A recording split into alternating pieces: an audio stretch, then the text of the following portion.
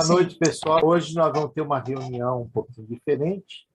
Eu tenho duas pessoas convidadas. Um é o Sérgio Henrique Faria, tem uma formação na área da administração da empresa, se especializou em neurociência, em psicanálise, em terapia cognitivo-comportamental, PNL, que eu acho que é o grande forte dele. E ele tem acompanhado o grupo de estudos também já há bastante tempo. E há pouco tempo atrás ele fez um trabalho envolvendo esse assunto que nós vamos discutir hoje, do agilismo psicogênico. Eu pensei que seria interessante a gente usar esse trabalho e ver como que a gente pode abordar melhor esse tema. É um tema muito comum em ginecologia obstetrícia e em terapia sexual, como vocês vão ver. O outro convidado que nós temos é o Maurício Amaral de Almeida. Ele é matemático, é físico, mas é psicólogo também. Fez especialização em hipnoterapia, em hipnose clínica lá na Unifesp, no último curso de especialização conosco. Tem, inclusive, um canal dele que fala muito em sexualidade humana, e é a linha que ele gosta, né? Nós vamos ter um dia bastante interessante hoje, tá? Eu vou pedir para eles se apresentarem rapidamente, né, cada um. Eu vou, como sempre, fazer as perguntas, só que na terceira pergunta, hoje, nós vamos fazer um pouquinho diferente. Eu vou pedir para o Sérgio apresentar o caso dele, e depois nós vamos discutir, tá? Em cima disso, eu serei hoje o terceiro participante da mesa. Então, eu vou pedir para o Sérgio se apresentar, primeiramente, respondendo aquela primeira pergunta, né, Sérgio? Quero que você se apresente, que você fale um pouco da sua formação, rapidamente. Depois você fala onde, como você chegou na hipnose e tal, e qual é o seu guru dentro da hipnose clínica. Ok, boa noite, Osmar, boa noite aos colegas, muito bacana estar aqui com vocês hoje. A minha formação, sempre comento com os meus alunos, é uma formação um pouco diferente, que ela é meio em Y, né? Então, lá na parte da minha graduação, eu fiz faculdade de administração, depois eu me especializei com pós-graduação em comércio exterior, didática e metodologia do ensino, mestrado na área de comunicação, que são áreas que eu, inclusive, dei aula até recentemente, agora antes da pandemia, com professor universitário nessas áreas de marketing, gestão e tudo mais. Ainda na época da faculdade, eu tive o primeiro contato com a hipnose. E foi no show, né? Muita da gente acaba conhecendo a hipnose em shows e tal. Achei interessante, já comecei a ler um pouquinho sobre. Mais tarde, eu tive um novo contato com a hipnose, comecei a estudar, achei a coisa interessante, fascinante, comecei a vir fazendo os cursos, né? E logo também já emendei a questão da PNL, a programação neurolinguística, que confesso que me encantou demais. Então eu fiz as formações completas em PNL, o Practitioner, Master Practitioner, o Trainer, hipnose também, fui fazendo vários cursos, né, e várias formações. E aí chegou um momento, quando eu comecei a olhar para a área terapêutica, né, e falei, poxa, não é o suficiente a hipnose, a PNL, eu cursei a psicanálise, fui fazer parapsicologia também, pós-graduações, né, estudei neurociência clínica educacional na pós, outra pós em neuropsicologia, também em neuropsicopedagogia, uma pós em psicanálise, e agora, atualmente, eu estou fazendo o meu doutorado na área de ciências da educação, e o tema que eu pretendo estudar, que eu estou desenvolvendo ali, é a aplicação de técnicas de meditação em alunos do segundo ano, né, ou do segundo grau, durante o período de provas, para avaliar o impacto que isso tem, né? E estou na área clínica há mais ou menos 15 anos também, tenho um consultório que eu atendo mais ou menos esse tempo. Não sei se eu tenho um guru assim, né? A gente acaba fazendo tantos cursos, né, e admirando tantas pessoas que tem aí.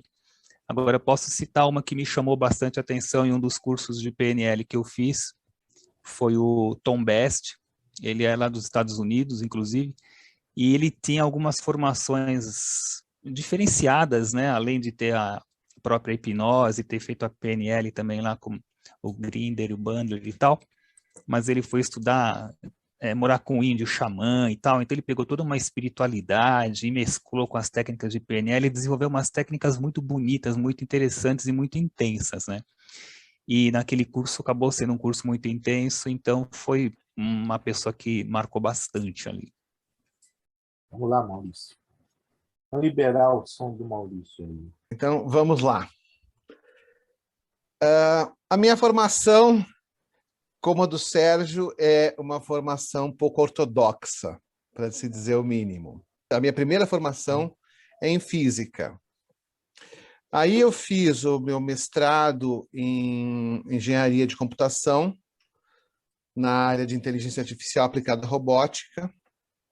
Depois eu fiz um doutorado também na engenharia de computação, na área também de inteligência artificial aplicada aos processos de aprendizagem de máquina. E em todo esse mergulho na questão do processo de pensar e do processo de aprender, eu fui me fascinando. Inclusive, durante o meu doutorado, eu fiz algumas disciplinas na psicologia já, e eu fui me fascinando por essas questões do processo de pensamento, sempre vindo assim de uma vertente inicialmente mais computacional e sistêmica. As pessoas às vezes me perguntam como é que você saiu da computação, da física da computação para a psicologia. E eu costumo dizer que, para mim, na minha experiência, isso foi um contínuo. Não é como se fossem coisas separadas. Para mim, é tudo um contínuo, é tudo uma demanda de como pensar a origem dos processos, o funcionamento mais essencial de todas as coisas. E, então, num certo momento, eu me apaixonei muito pela psicologia e aí fui fazer psicologia. Eu sempre fui um apaixonado pelas questões da psicologia evolutiva, dessas questões da sexualidade, da natureza humana e de como a sexualidade ela é uma força motriz dentro da natureza humana. Então, o caminho dentro da psicologia, primeiro para a terapia cognitiva, que é uma linha que tem muita afinidade com a ciência da informação. Então, foi um caminho, a minha escolha de linha teórica foi um caminho mais ou menos natural. E a escolha da sexologia como área de interesse também vem de um interesse desde sempre sobre a própria essência da natureza humana. Então, eu fiz a especialização em terapia cognitiva, depois eu fiz 2 especializações em sexologia, e aí eu sentia vontade de me aprofundar na questão da hipnose. Hipnose também sempre foi uma grande curiosidade na minha vida. E aí eu tive alguns contatos já na formação de TCC com a hipnose, mas eu diria que o meu grande guru é o Osmar, que foi quem me mostrou realmente alguns caminhos que eu não tinha encontrado ainda. Então, durante a formação com o grupo do Osmar, eu fiz uma proposição de uma metodologia utilizando a hipnose e a TCC para trabalhar com a anorgasmia. E cá estamos. Eu clinico desde 2011, não, 12. Eu clinico desde 2012. E vamos tendo aí algumas experiências bem interessantes do uso da hipnose, do uso do mindfulness dentro dessa clínica. E acho que é isso para contar, né? Agora eu quero voltar para o Sérgio e perguntar, Sérgio, me conta uma coisa, na sua experiência, quais são as situações mais comuns tá, em disfunções sexuais, e você encontra, eu não sei se você tem muita experiência com isso, mas todos nós sempre pegamos pacientes com disfunções sexuais, que a hipnose é um campo, vamos dizer, uma forma de terapia muito objetiva para lidar com essas disfunções, né? Que a maioria delas são disfunções de distúrbios de ansiedade. A hipnose é ótima para esse tipo de patologia. Eu queria que você dissesse, na sua experiência, quais foram as causas mais comuns, as patologias mais comuns, as disfunções sexuais mais comuns e que chegam no seu consultório. Uhum. Eu não tenho esse viés de especialista na área. Os que aparecem com mais frequência, né, são realmente o vaginismo e dificuldades de ereção. Então, são os dois que aparecem com mais frequência, assim, embora não seja, como eu falei, o que mais eu atendo lá, não. E você, Maurício, na sua experiência, você que é um sexólogo, dentro das disfunções sexuais propriamente ditas, né, que é o tema nosso, quais são as situações mais comuns que chegam ao seu consultório? Então, eu diria que na minha experiência, e como disse o Sérgio, às vezes a nossa experiência ela não é uma representação da distribuição de incidência, é claro, isso, a nossa experiência ela é sempre casual.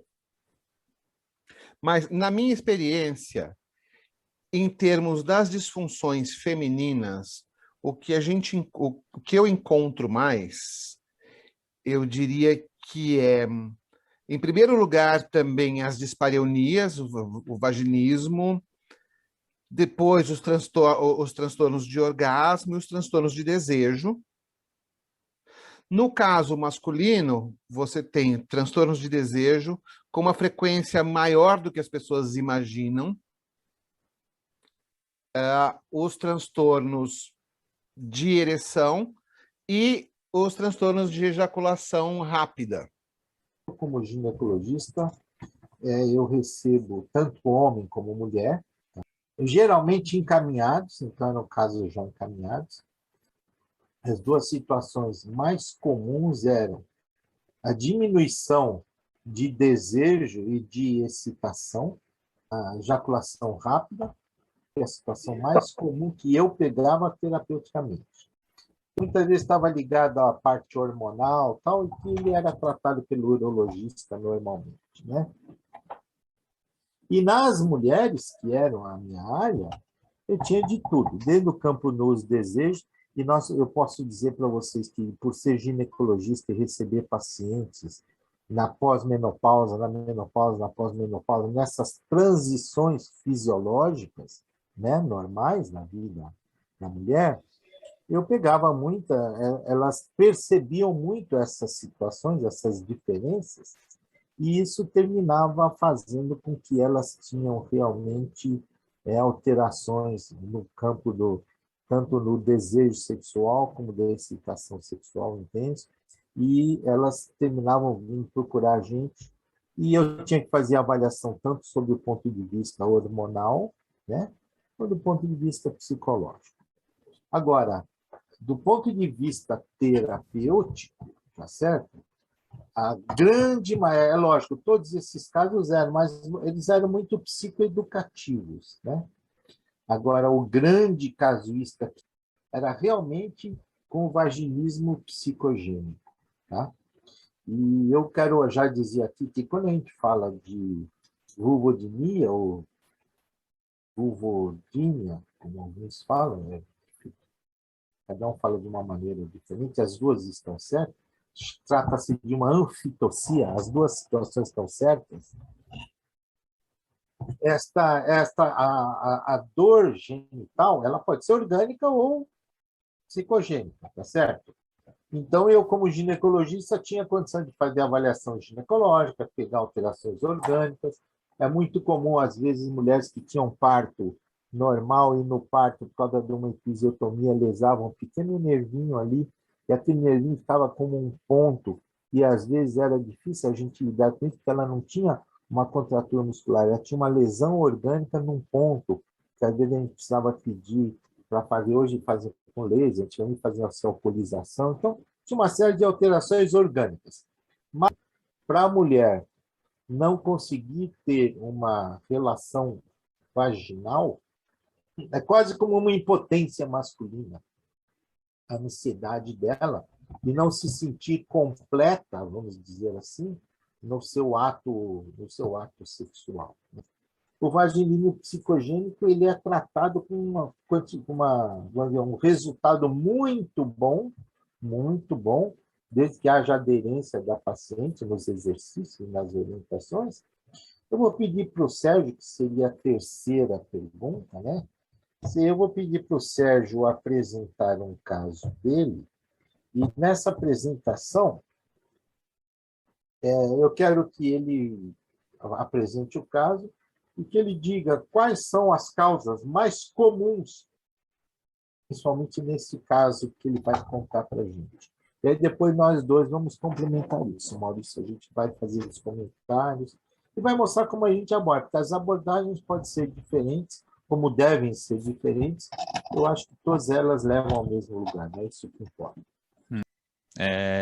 Então, vocês vão perceber que a minha abordagem ela tem bastante PNL, porque eu uso muito, né, no consultório, junto com a hipnose. Então, foi um caso lá que, no DSM-4, chamado de vaginismo dispareunia, agora já é o transtorno de dor gênito-pélvica penetração, né?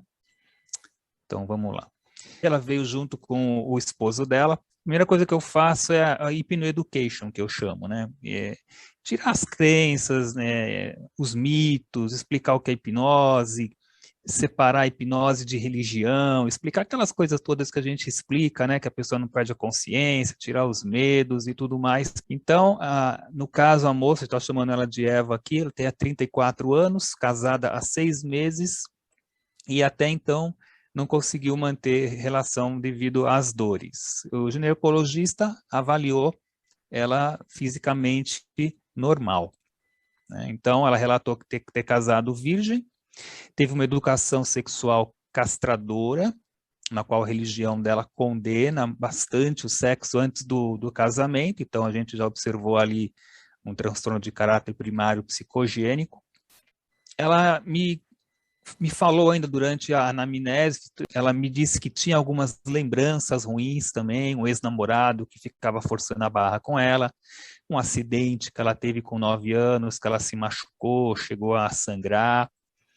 E também uma coisa interessante, quando ela pensava em ter relações com o marido dela, ou estava ali no momento, vinha a imagem do pastor na mente dela, bem assim, repressora.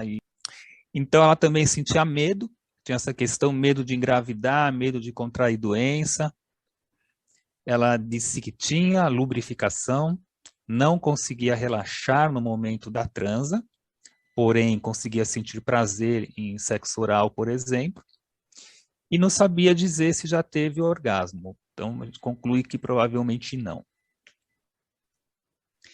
Diz que tem privacidade em casa, possui liberdade com o companheiro, não sente vergonha e ele nunca havia ejaculado com ela. Então, nas palavras dela, ele nunca conseguiu ejacular comigo. Tentamos, daí eu paro com a dor, eu paro por causa da dor e ele vai terminar sozinho no banheiro. Tá? Bom, aí a gente fez um relaxamento guiado para ter os primeiros contatos dela com as técnicas de relaxamento, diminuir a ansiedade, expectativa, para eu conseguir avaliar a sugestibilidade dela. Então, usei sugestões de calma, tranquilidade, relaxamento, segurança, instalei um signo sinal para ela. Tentei que a partir dali, agora, né, eles passassem a ter apenas as brincadeiras lá, sem intenção de penetração. Bom, segunda sessão, eu conversei com o esposo dela, que a gente está chamando de Adão aí. Ele me confirmou que durante as tentativas de relação sempre terminava no banheiro para se masturbar sozinho. Eu perguntei se ele teria vergonha de fazer isso em frente à esposa. Ele disse que não. Então, eu orientei ele a que procurasse fazer isso com ela. Seja por estímulo dela oral, ou ele brincando com alguma parte dela que ele tivesse mais desejo e tal. com a intenção de aumentar a relação deles, a confiança e a autoestima dela quanto mulher até, né? Para a mulher sentir, né, que está dando prazer para ele também. Bom, aí eu já usei uma técnica de PNL, que a gente chama a técnica da boneca, que a gente fez lá como se fosse uma retirada de medo, de insegurança, de ansiedade, negativismo, aflição e dor, e adicionamos segurança, calma, confiança, prazer, otimismo, né? Isso foi feito aí nessa segunda sessão também. E eu já ensinei para ela aquelas técnicas dos exercícios, né, pélvicos, para fazer aquelas contrações seguidas dos relaxamentos associado ao calor na área, bem-estar. Então, fui ensinando um pouco desses exercícios para ela poder fazer de liçãozinha de casa lá. E terminei a sessão fazendo a hipnose ericksoniana, fazendo um relaxamento bem profundo com ela, em especial ali na área dos músculos pélvicos. Aproveitei e utilizei algumas metáforas para procurar quebrar um pouco as crenças negativas que ela trazia do sexo por causa da religião, da criação que ela teve, né? Então, citando até aquelas partes, Deus criou o relacionamento sexual para ser uma bênção no casamento, o sexo traz uma união especial, física, espiritual, também foi uma atividade criada por Deus, ou seja, né, procurando ressignificar algumas crenças que ela tinha também. Lição de casa, exercícios pélvicos. Na sessão 3, eles já chegaram com o semblante mais animadinhos. Então ela estava um pouco mais calma, mais relaxada. Ela disse que conseguiu sentir um pouco mais de prazer nas brincadeiras, porque não tinha mais aquele medo, né, da penetração. E o esposo dela conseguiu ejacular com ela, então foi muito bacana isso aí para eles também. Eles falaram, poxa, foi um passo legal. Nessa sessão, eu procurei trabalhar a PNL para aquelas recordações ruins que ela me falou. Então, eu usei uma técnica da PNL chamada cura rápida de fobias, que é muito boa para traumas. Então, eu utilizei essa técnica para esses 2 casos aí.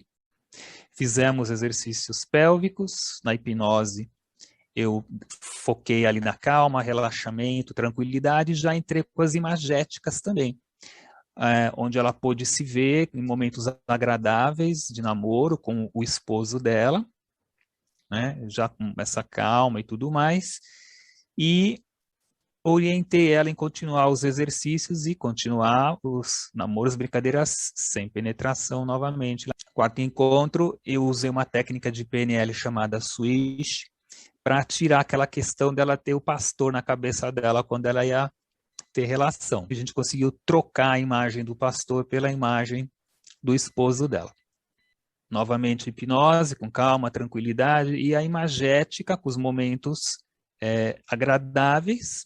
E aí eu já fui liberando um pouquinho mais o contato ali entre pênis e vagina, sem penetração, mas já colocando ali mais perto, né, para ela já também se habituando mais. Quinta sessão, ela veio, sentiu bem mais relaxada, ela se mostrou muito receptiva à hipnose. Eu podia trabalhar tanto a hipnose ericksoniana quanto a hipnose clássica com ela, que ela ia muito bem, muito rapidamente, entrava muito profundamente. E isso é muito legal. Então, eu aproveitei com a própria hipnose clássica, coloquei uma âncora de relaxamento nela bem forte mesmo, e por meio da hipnose ericksoniana, as sugestões hipnóticas, e aí a imagética, enquanto ela estava fazendo o namoro dela, eu ia disparando as âncoras lá. Porque no começo, ela ficava com o corpo totalmente rígido, as pernas dela ficavam totalmente esticadas, assim, e nesse período ela já estava bem mais solta. E disparando as âncoras, ela se via daquele jeito também ali durante a imagética e na própria poltrona que ela estava. Eu ensinei ela mesma a disparar a âncora dela ali na hora, para ela ter esse relaxamento e não se travar mais, né? E falei, agora vocês podem partir para uma penetração, mas é a Eva que vai controlar, se ela quiser, se ela se sentir segura e estiver pronta, pode ser devagarinho. Na sexta sessão, quando o esposo dela entrou, ele me deu um tapinha nas costas, assim, sabe? Tipo, como quem fala, bom trabalho, né? Então foi bem legal. E ela confirmou que eles conseguiram chegar até o final, né? Com a penetração e mais, ele ejaculou dentro dela pela primeira vez. Ela falou né, a frase dela, pela primeira vez na minha vida, me senti verdadeiramente mulher. Os dois felizes pra caramba e bastante satisfeitos. Aí a gente fez novamente hipnose, reforcei a âncora, sugestões, imagética com disparo de âncora, pedi para ela continuar os exercícios. Na sétima, ela veio para dar um outro feedback, ela estava já conseguindo manter relações completas, com o mínimo de desconforto ocasional, então eu repeti os procedimentos da sessão anterior. Essa foi a experiência aí que mais legal que eu tive. Bacana. Ali a sua avaliação, assim, saindo de tudo, o que você atribui que foi a causa mais preponderante aí? Ali ficou bem claro, viu, Osmar, porque ela cresceu em uma família evangélica, daquelas que estão à igreja quase todos os dias, e cresceu ouvindo que é feio, é pecado, que não deve ser feito. Então, aquilo já gerou um mega bloqueio nela, né? Ali estava bem clara essa situação. Foi educativa a coisa, né? Eu acho que nessas situações, é lógico, a gente sempre tem um complexo, a gente tem um contínuo terapêutico que abarca eu chamo de três grandes processos. O primeiro é o educativo que você fez, o segundo é o fisioterápico, tá?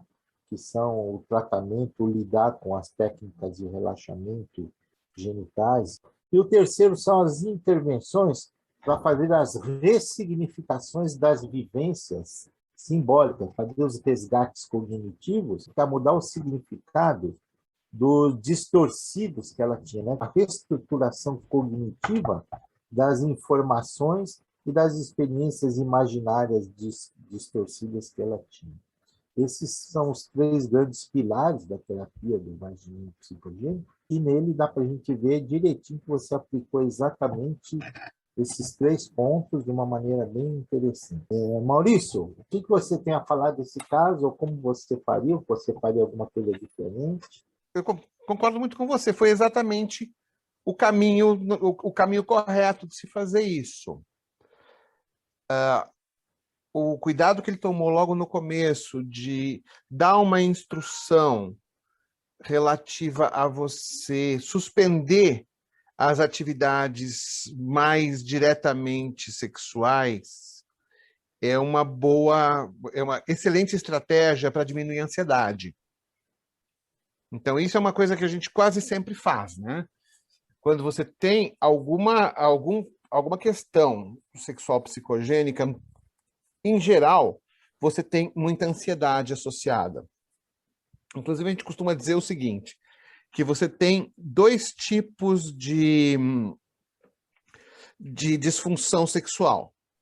As que são primariamente psicogênicas e as que não são. As que são primariamente psicogênicas, obviamente, necessitam de psicoterapia. E as que não são, as que têm qualquer tipo de origem física, uma vez que elas se instalam, elas causam uma quantidade de desconforto tal que a terapia se faz necessária do mesmo jeito. Então, a gente diz que a psicoterapia é sempre necessária nos transtornos sexuais. E a primeira coisa que a gente tem que fazer é lidar com a ansiedade. Então, essa estratégia da gente suspender a cópula, a gente proibir a cópula, é uma estratégia extremamente bacana para permitir que as pessoas se livrem da ansiedade. Isso funciona tanto para o homem quanto para a mulher, porque a hora que ele fala, bom, tá, eu estou proibido de fazer o sexo propriamente dito, então você resolve muito das ansiedades de performance, da expectativa de resultados imediatos, e você abre um espaço para os pacientes terem esse tempo de tomarem contato com o seu eu erótico, por assim dizer. Tem uma técnica que eu utilizo que a gente chama de mindfulness sexual. E o que é o mindfulness sexual? Ele segue exatamente a ideia do mindfulness, que é, em última análise, você estar presente no momento E a ideia, então, do mindfulness sexual é você estar presente no momento do sexo. E a gente vai usar exatamente as mesmas técnicas do mindfulness. Se eu me distraio, se eu penso em outra coisa, eu pratico essa autogentileza e me trago de volta. O entendimento de que eu posso repetir esse processo tantas vezes quantas eu queira, que não é uma falha você não conseguir se manter presente, mas que é da natureza da mente escapar. Fora isso, eu sempre que eu ouço falar em PNL, eu fico pensando quanto as técnicas da PNL são técnicas da hipnose, né? Elas, para mim, parecem tão semelhantes a ponto de serem indistinguíveis. Não todas as técnicas da PNL, mas muitas delas. Não sei se você concorda. Umas técnicas da PNL que ela simplificou, ela objetivou, e a hipnose também incorporou rapidamente isso, né? Porque, Sim. veja bem, a PNL ela derivou da terapia cognitivo-comportamental, do comportamento humano.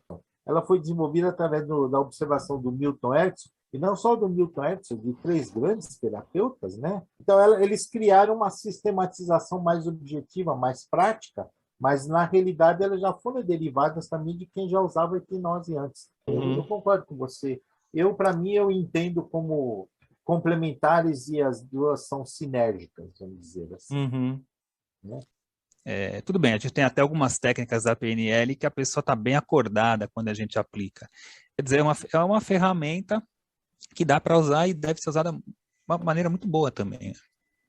Sim, me parece que a gente acaba caminhando pelo caminho de menor resistência, né?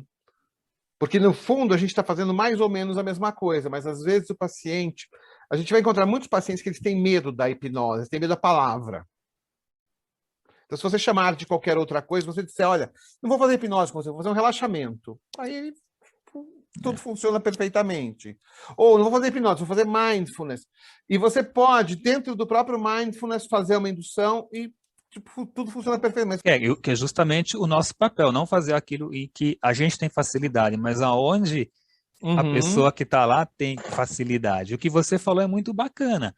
Hipnose, para quem curte hipnose, agora a pessoa que de repente não vai com PNL também, viu? Eu já tive cliente que quando faz aqueles exercícios que tem que entrar na imaginação e fazer, fala assim, eu me sinto muito idiota fazendo isso. E o cara se sente mal e ele quer, né? Ok, vamos para hipnose então, só na hipnose. Então a gente vai seguindo, né, o fluxo do cliente. Exatamente, a gente vai seguindo aquilo que... Exatamente, o caminho de menor resistência do paciente. Esse caso tinha uma característica interessante, né? Quer dizer, era uma paciente que ela chega como história, ela não tinha uma experiência sexual anterior, já tinha lá um pequeno trauma, que provavelmente pode ter sido um dos pequenos detalhes agregados ao problema dela, né? Mas ela tinha um marido paciencioso, e eu acho que isso facilitou bastante a abordagem. Existem casos que são completamente diferentes. Aquelas mulheres que chegam, elas não conseguiram fixar um companheiro por conta do problema dela. Né? E às vezes a gente tem que lançar mão de artifícios, né? que podem ser até questionados, tal, que seria a gente falar, convencê-la a tentar buscar algum que ela sentisse mais confortável, mais segura, para ela tentar voltar com ele com essa finalidade, ou para tentar acessar novamente. Uma outra situação, isso é comum, às vezes a gente tem pacientes que fazem um exame ginecológico que ela não tem um processo contratural tão intenso na vagina e que ela é só no ato sexual. Então, essa é uma situação diferente, ela tem a fobia do ato sexual. Né?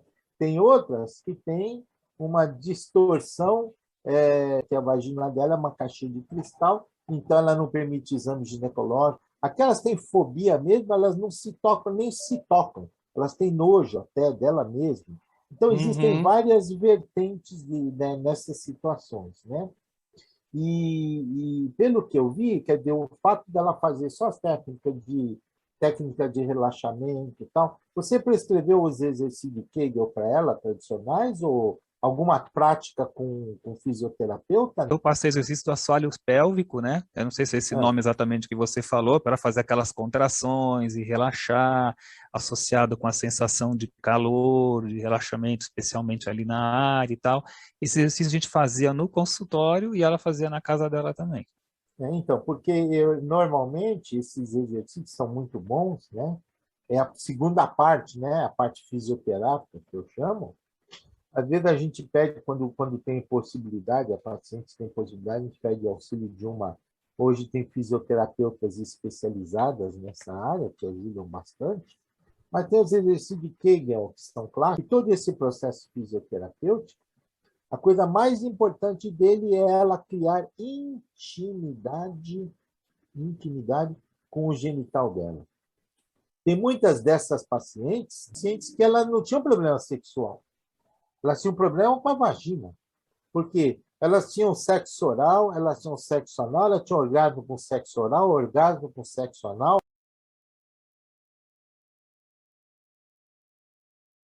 em qualquer lugar, só não conseguia ter relação vaginal.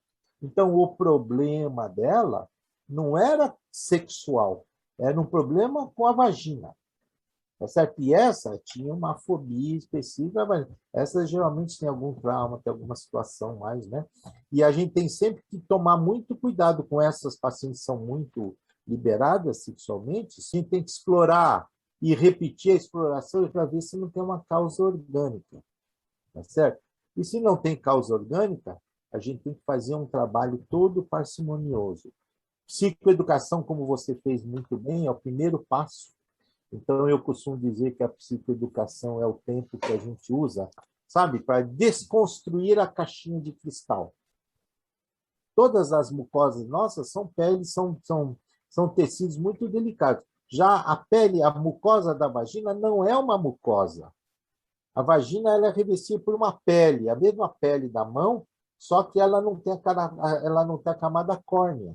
Então, ela é grossa, ela é elástica, ela é sanfonada, tá certo? E essa pele é mais grossa. Então, a gente começa a desconstruir com psicoeducação e a partir daí, tá certo? Ela começa a assumir, a aceitar isso através de, às vezes eu dou literatura, eu tenho esquemas, né, de desenhos, tá? Para mostrar para ela. Eu não gosto de mostrar fotografia de cara, porque fotografia muitas vezes choca a paciente. Melhor se mostrar esquemas, desenhos, né? Então, eu Uhum. acho que esse é um tempo legal. Fazer a psicoeducação, depois fazer a fisioterapia concomitante, fazendo as dilatações, e eu costumo mandar ela fazer a autoavaliação. Ela coloca um espelhinho, e à medida que ela começa a fazer o exercício com o espelhinho, ela aprende.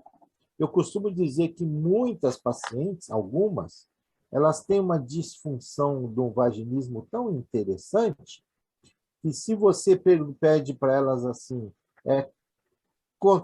relaxa a sua vagina, ela contrai, ela não consegue, ela não tem essa percepção de contrair e relaxar, ela não tem essa percepção.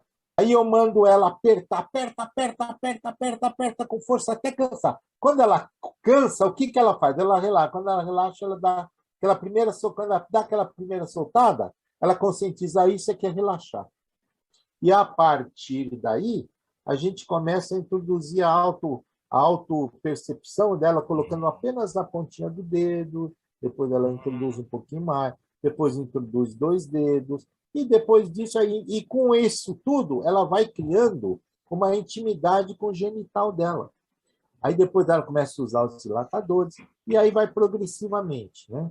E Uhum. na psicoeducação e na hipnose, aí sim eu gosto de fazer sempre um resgate cognitivo, como você fez, você foi, quer dizer, na verdade você usou PNL direto, né? Eu trabalho com resgate cognitivo, então eu gosto de fazer uma regressão para buscar as experiências, ver se tem alguma outra experiência, porque às vezes a pessoa tem uma experiência que não é especificamente dela. Eu tive uma paciente